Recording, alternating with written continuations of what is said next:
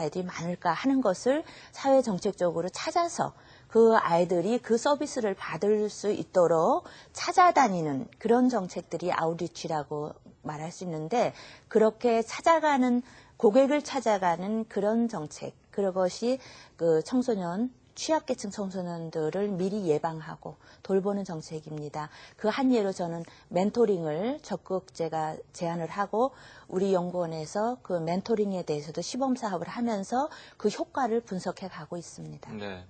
지금 말씀하신 그 정책은 우리나라에 거의 아직 시행되고 있지 않은 정책인가요? 아웃리치 부분은 많이 약합니다. 예.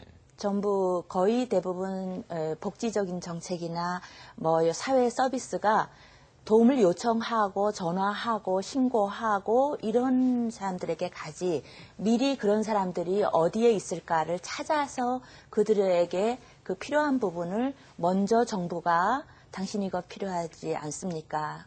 너 이런 게 필요할 것 같다. 이렇게 제시하는 것은 아직 우리나라에서 약한 부분이라고 보입니다. 지금 말씀하신 프로그램은 결국 피해 대상인 아이들에 대한 일종의 보호책일 것 같은데요. 그러면 아까 잠깐 언급하셨던 가해 청소년의 경우에, 비행 청소년의 경우에 말씀하신 사법적 조치 이외에 또 다른 어떤 그 방안들이 있을 수 있을까요? 네, 그것은 아이들이 크게 봐서는 인권에 대한 교육이 필요하다고 봅니다. 그러니까 아이들이 어떤 일을 저지르고 나서 항상 하는 말 보면 그게 그렇게 나쁜 건지 몰랐다. 그리고 내가 이렇게 때리고 또 내가 이런 성폭행한 것이 이렇게 상대방은 죽고 싶을 만큼 그렇게 힘든 건지 그런 걸 미처 몰랐다. 이런 말이 공통적으로 많이 합니다. 네. 그것은 내가 하고 싶은 거를 하는 것이 다른 사람의 권리와 다른 사람의 그 삶을 침해하고 공경에 빠뜨리는 것이다 하는 것을 미리부터 교육을 시키고 인식하게 해서 자기가 하는 행동에 대해서 자기가 미리 생각해보고 그 책임을 느끼는 그런 훈련을 어릴 때부터 시키는 것이 필요하다고 봅니다. 자살 충동까지 느낄 정도로 사실 요즘 청소년들이 자살까지 가는 경우가 꽤 많다는 보도가 나오는 상황인데요. 이와 관련된 조사도 그 연구원에서 하신 것으로 알고 있습니다. 구체적으로 어떤 내용이었고 또 결과가 어떻게 나왔습니까?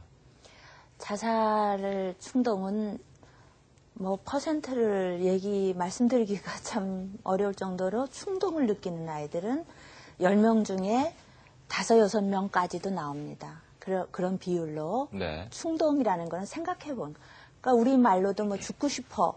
우린 또 너무 좋아 죽겠어. 이런 말이 있을 정도로 죽는다는 것을 좋게도 쓰고 나쁘게도 쓰는데, 충동을 느끼는 것은 삶의 어느 부분에서 어려울 때는 누구나 한 번씩 정말 죽고 싶어 이렇게 생각할 때 있는데, 그것을 실제로 실행을 하는 것은 또 다른 얘기인데, 그 실행을 하는 게 작년 2009년 한 해에 우리 아이들의 200명이 자살을 했습니다. 네.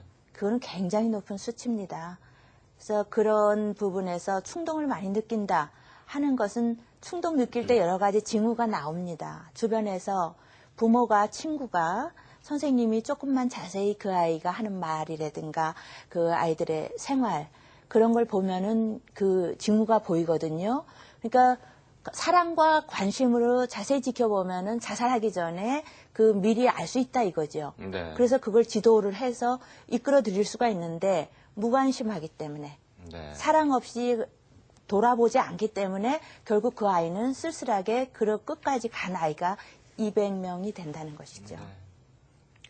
그 취약계층의 어떤 뭐 대책 필요성을 말씀하셨거든요. 그렇다면 지금 말씀하신 극단적 선택을 하는 아이들의 경우에 있어서도 취약계층과 그렇지 않은 계층의 아이들과 그 비교 분석 같은 게 있었는지요?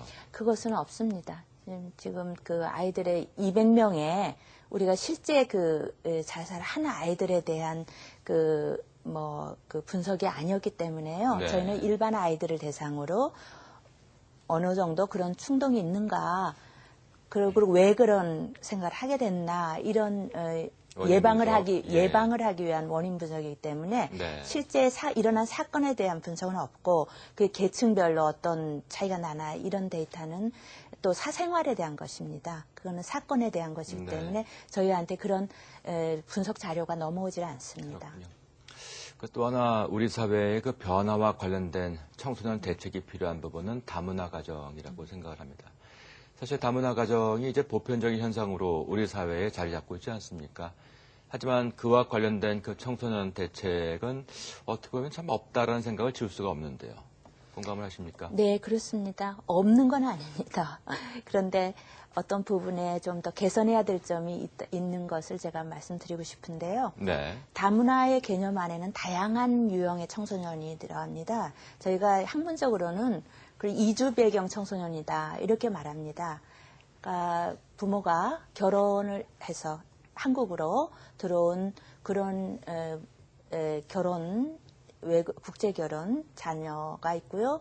또는 부모가 노동자 취업을 위해서 한국에 들어온 이주 노동자 자녀들이 있고 또 우리 같은 민족이면서 그 북한이라는 그 체제에서 탈북을 해서 우리나라에 들어와 있는 그런 청소년, 상토민 청소년이 있고요. 이렇게 크게 세 가지 유형이 있는데 이들을 다 같이 공통적으로 보자면은 어떤 뿌리가 없는 새롭게 이식이 된 다른 문화에서 이 새로운 한국이라는 문화 속으로 이식되어서 그런 속에서 자라나야 되고 일부 청소년은 그 인종이 다르고 피부색이 다르기 때문에 외모로 드러나고 또 탈북 청소년 같은 경우는 뭐 외모로는 같지만 그 아이들의 사고나 말투가 다릅니다. 네.